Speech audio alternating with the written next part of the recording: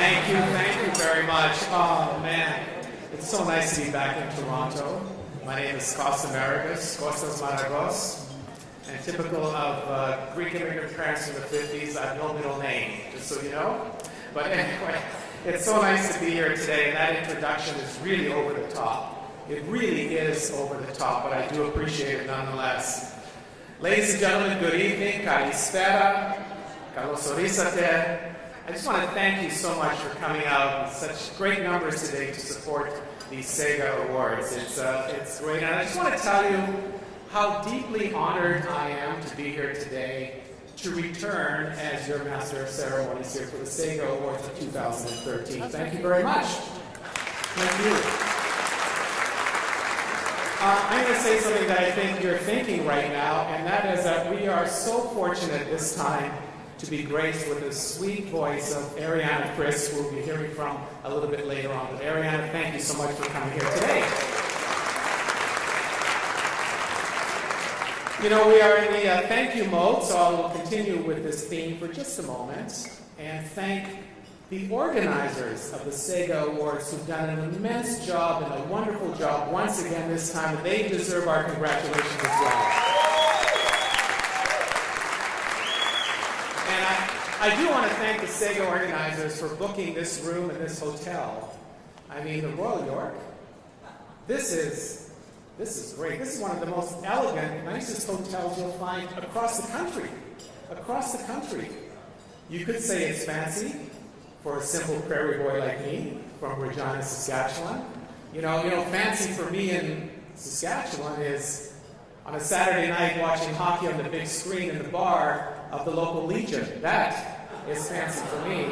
Sipping on a rum and coke out of a plastic cup. And you're thinking, well, where the heck is the fancy in that? Well, the plastic cup is actually red. See, that's where it becomes fancy. But as noted in the introduction there, in that big screen, I retired from CBC television after a long and rewarding career with the public broadcaster. And, you know, I left after doing the news for more than 2 decades. And it was a decision I made, and it was a difficult one because I still enjoyed being on the air, still loved the people I worked with, the people I worked for still loved me. But sometimes there's a little voice that tells you it's time to move on. You know, anchor men and anchor women don't just leave those jobs. Those are about the best gigs you can get in the country. I mean, Lloyd Robertson, he was 79 for 30 years. That's how long he did the show. And honestly now, do you think Peter Mansbridge is going anywhere? Why would he leave that job? He's going to stay till he loses all his hair. That's how long he's going to stay. Anchor people just don't leave those jobs, unless they want to get appointed to the Senate, but that's not going to happen anymore either. There goes that job. Thanks, Pamela. But nonetheless, you know, that happens in life. But I want to ask you a question. Do you get a little voice sometimes in your brain, in your body, somewhere that says it's just time to move on? I'm sure that happens in our lives from time to time. It's just time to move on. You don't even know why. In my case, when I got this sense it was time to leave CBC, it was in the form of a phone conversation I had with the CBC pension department. But you know, let me tell you this, and I'm not going to boast for too long, but you put anchorman on that resume, you won't believe the jobs that come in.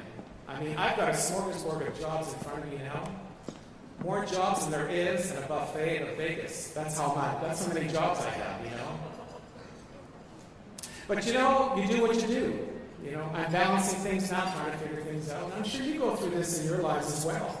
You know, for example, you know, as I'm looking for work, and I can choose pretty well anything I want, by the way, I have since retired and elevated to second in command for English readings for all weddings, baptisms, and funerals at St. Paul's Greek Orthodox Church in Regina. I'm very proud of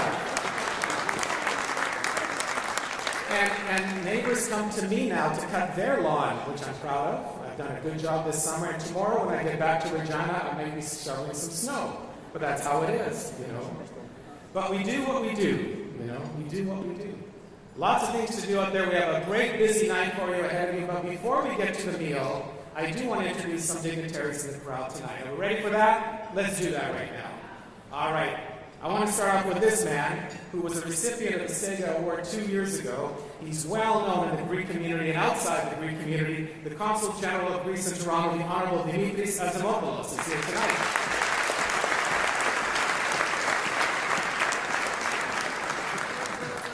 Also, one thing, Mr. Azimopoulos, it's been 10 minutes since you posted on Facebook. Is everything okay? We are Facebook friends and we can talk like friends. Representing everyone's favorite city in Canada, Toronto City Councillor Ms. Mary Fragadakis is here as well. And thank you for your support once again, Mary. And I have to tell you, municipal politics in Regina are pretty boring compared to what's happening here. Oh my God. You know, I was thinking on the plane ride to Toronto, what could I do as a private citizen to spice up politics in Regina?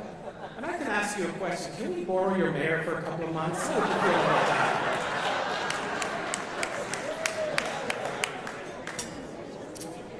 Representing the town, not the city, but the town of Richmond Hill, Mr. David Barrow, the mayor, is here tonight as well.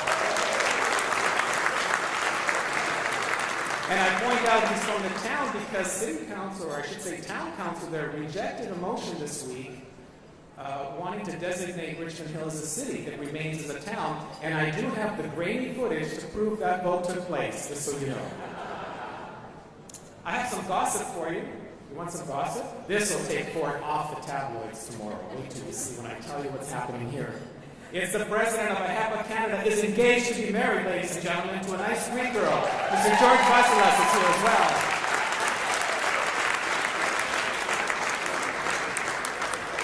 And no controversy or gossip. My pleasure to also let you know, in the crowd tonight, the Supreme Vice President of AHEPA, Mr. Philip T. Frangos, is here as well. Hello,